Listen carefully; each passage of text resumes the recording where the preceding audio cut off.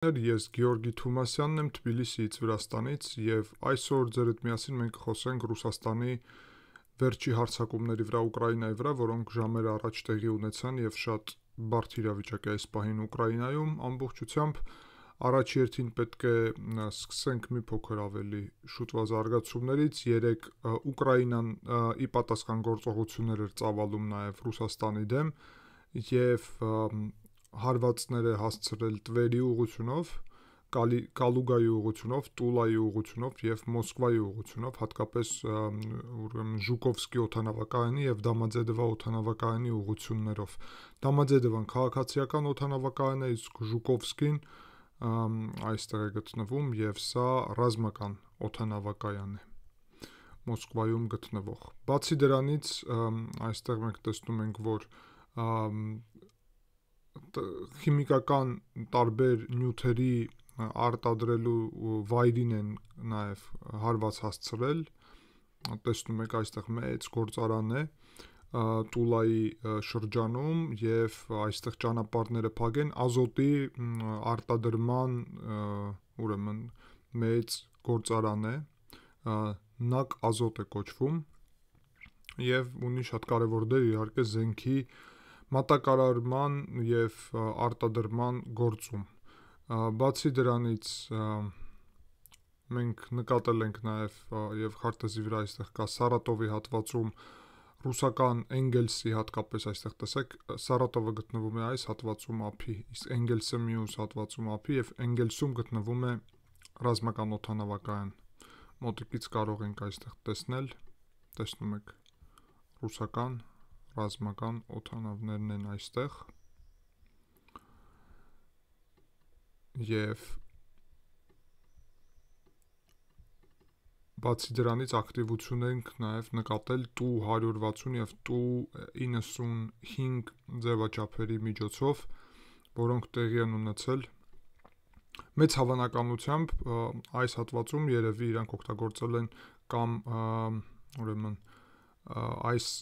հյուսիսային Կովկասում գտնվող Մոզդոկի օդանավակայանը, որը այստեղ է գտնվում, կամ հավանական Էլիստայի օդանավակայանը, որը նաև այստեղ է գտնվում։ Հարցը նրանում է, որ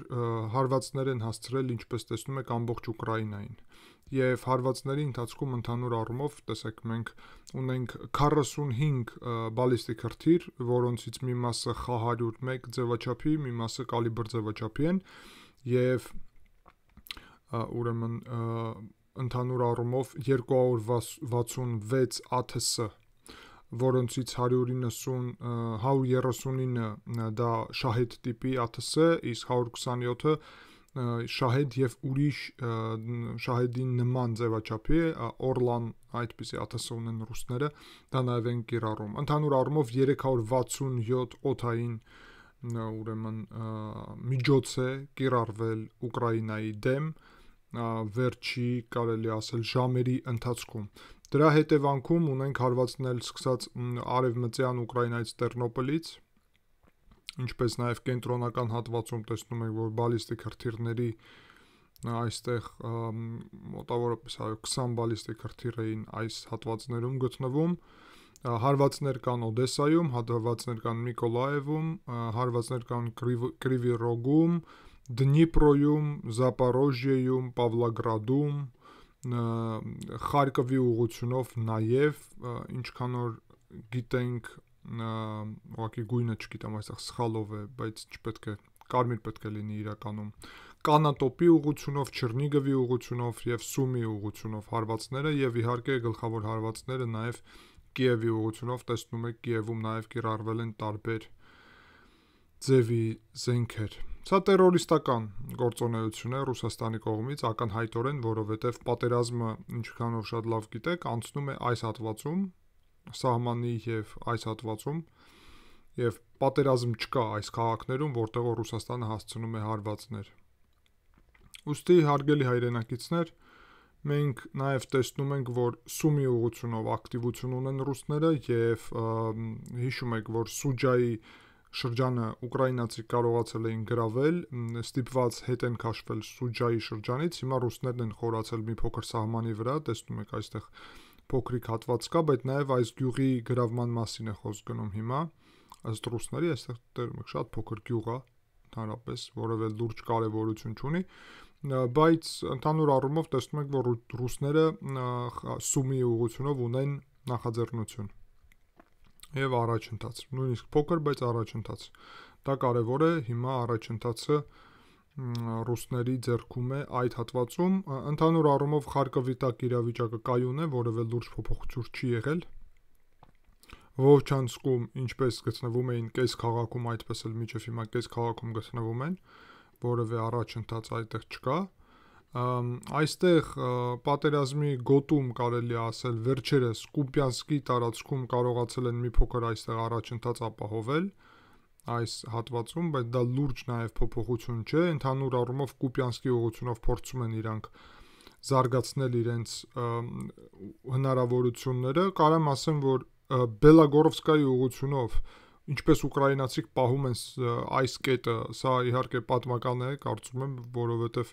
մինչև հիմա կարողանում են պահել, չնայած որ շատ լուրջ մարտեր էին այստեղ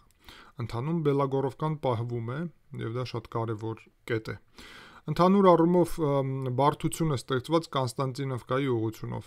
դա Տորեցկի գրավելուց հետո արդեն եւ Ձախից եւ Աչից արդեն Կոնստանտինովկային մոտենալու գործընթացը, տեսնում եք այստեղ մեկ գյուղ են գրավել ռուսները, կամաց փորձելու են գրավել այս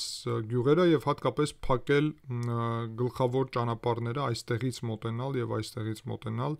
եւ սրանով Կոնստանտինովկան շրջապակել։ Կոնստանտինովկան ունի ճանապարհ, որը բերում է մինչև Կրամատորսկ, Կոնստանտինովկայից մինչև Կրամատորսկ եւ Կրամատորսկ-Սլովյանսկ ագլոմերացիան մնում է ամենակարևոր կետը, որը հնարավորություն ռուսները, որ իրականում գրավեն եւ մի բան այստեղ անեն, դրա հնարավորությունը չկա եւ չի լինի, որովհետեւ Կրամատորսկը եւ Սլովյանսկը շատ հզոր են պատրաստված, երկար տարիները ուկրաինացիք պատրաստում էին հենց այդ երկու քաղաքը։ Մի փոքր ոնց հասկանում ենք այստեղ առաջընթաց ունեն եւ կարելի ասել, որ այս հատվածում այո կա այսպիսի առաջընթաց, Պակրովսկը մնում է գլխավոր կետերից մեկը, այստեղ Պակրովսկը եւ Կոնստանտինովկան, ընդհանուր առումով այստեղ լուրջ կետեր չկա, ռուսները փորձելու են այստեղ խորանալ, բայց այդտեղ լուրջ զարգացում չկա։ Այս հատվածում ընդհանուր առումով ինչքանով մենք տեսնում ենք, իրավիճակը կայուն է, որևէ լուրջ փոփոխություն չկա։ Իհարկե Վուգլեդարից գրավելուց հետո տեսնում եք, որ ռուսները Վուգլեդարը գրավեցին, դրանից հետո կարողացան առաջընթաց ապահովել մինչև Վիլիկա-Նովասիլկա, որը գրավեցին, եւ ընդհանուր առումով հիմա մոտենում են արդեն այս տարբեր այստեղ փոքրիկ կետերին, որովհետեւ մեծ բնակավայր այստեղ չկա այս հատվածում։ Ընդհանուր առումով կարելի ասել, որ լուրջ զարգացում այստեղ չկա եւ դա է պատճառը նրա, թե ինչ մոտեցում ունեն։ Գուլայ-Պուլեի ուղղությունով ուկրաինացի կարողանում են լավ պահել սահմանը եւ դա հետաքրքիր է Արեխևի եւ Կամյանսկի ուղղությունով էլ նաեւ մնացած հատվածներում սահմանը կայուն է, այստեղ որևէ փոփոխություն չկա եւ փաստորեն այստեղ էլ չկա։ Մի փոքր առաջընթաց ունեն ռուսները, ինչպես արդեն նշեցի, Պակրովսկի Կոնստանտինովկայի ուղղությունով Բախմուտի եւ Չասովյարի գրավելուց հետո Չասովյարը տեսնում եք, որ մեծ մասը Չասովյարի գրաված է, բայց իրականում ոչ ամբողջությամբ, սա ցավալի զարգացում է, որովհետեւ Չասովյարը ուներ շատ լուրջ կարեւորություն, բայց ընդհանուր առումով հասկանում ենք, որ շարունակելու են ռուսները դեպի Կոնստանտինովկա շարժվել, ուկրաինացիք շարունակելու են պահել Սլավյանսկ եւ Կրամատորսկ ագլոմերացիան, հյուսիսային ուղղությունով իհարկե կարեւորություն կա, որ պահվի Կուպյանսկը եւ շատ մեծ կետ եւ կարեւորություն ունի Կուպյանսկը այստեղ, որովհետեւ Կուպյանսկից հետո արդեն կարելի է ասել, որ գալիս է ուրեմն Չուգուիվի հատվածը եւ նաեւ այստեղ պետք է լինեն նաեւ կարեւոր հատված Իզյումը, այո, այստեղ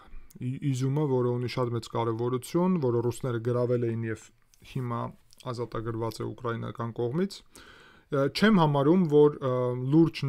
հնարավորություն ունեն ռուսները առաջընթաց ապահովել Սումի կամ Խարկովի ուղղությունով, բայց վերջի տվյալներով ունենք իրավիճակ, որ Խարկովի ուղղությունով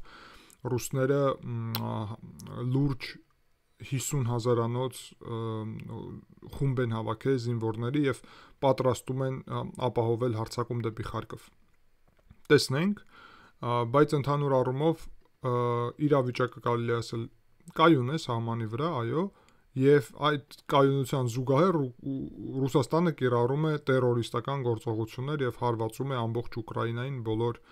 շրջաններում։ Սա իհարկե հանցագործություն է, սա ցույց է տալի, որ Ռուսաստանի նպատակն է տերորիզմը այստեղ, Ռուսաստանի նպատակն է ամբողջ ուկրաինական պետությունը ոչնչացնելը եւ սա սովետական միության վերականգնման գործընթաց է, ցանկություն է։ Սա շատ լուրջ խնդիր է նաև մեր համար, Վրաստանի համար եւ Հայաստանի համար, եւ սա պետք է հաշվի առնվի։ Կարծում եմ այսքանով այսօրվա վերլուծությունը Ուկրաինայի հետ կապված կավարտենք, ուղղակի հաշվի առնելով, որ այս լուրջ զարգացում տեղի ունեցավ, համարեցի կարևոր, որ ձեզ տեղյակ պահեմ ստեղծված իրավիճակի մասին։ Շնորհակալ եմ ուշադրության համար, կհանդիպենք, ցտեսություն։